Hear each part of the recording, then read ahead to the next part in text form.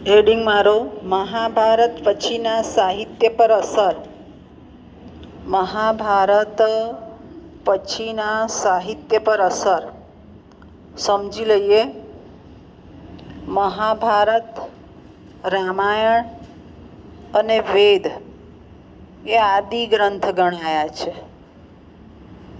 અને માત્ર સંસ્કૃત સાહિત્ય ઉપર નહીં, બધા જ સાહિત્ય પર આની અસર છે જ.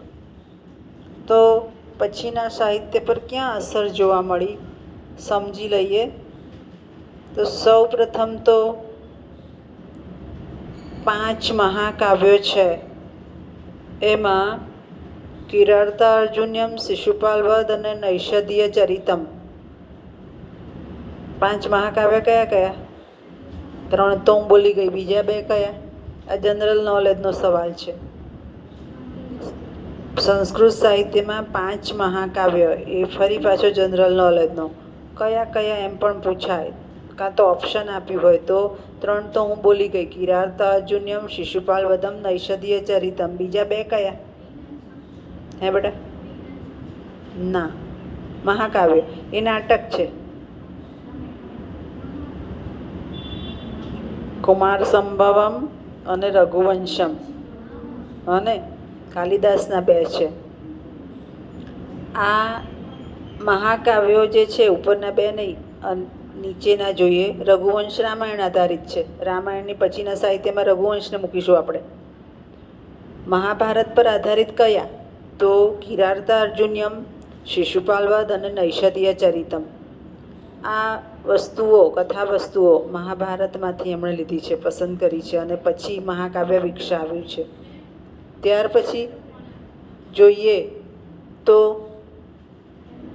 દૂત વાક્ય, દૂત ઘટોત્કચ, પંચરાત્ર, કર્ણભાર, મધ્યમ વ્યાયોગ, ઉરુભંગ, આ બધી સંસ્કૃત સાહિત્યની કૃતિઓ છે.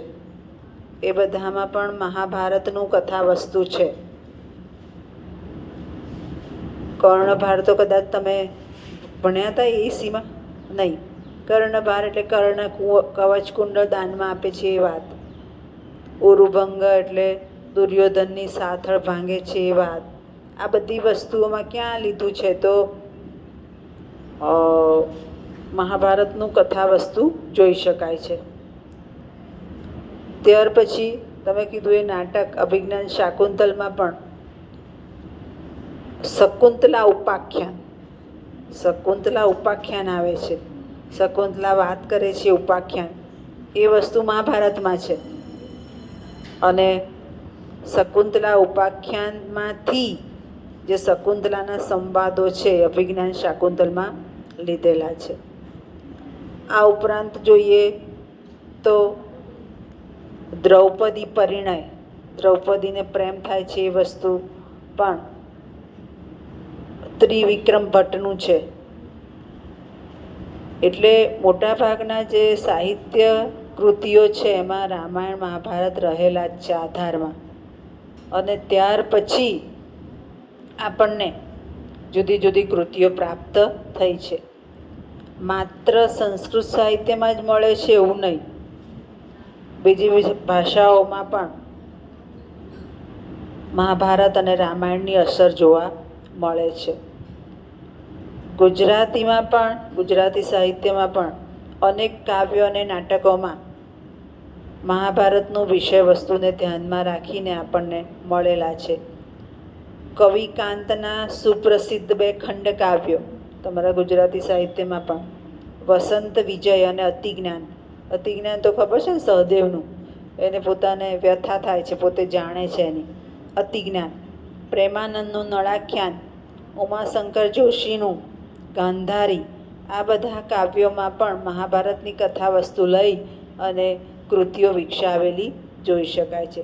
એટલે મહાભારતના પ્રસંગોને પોતાની કલમે જુદા જુદા ઘાટ આપીને પોતાની કૃતિમાં કંડારવાનો પ્રયત્ન થયેલો છે.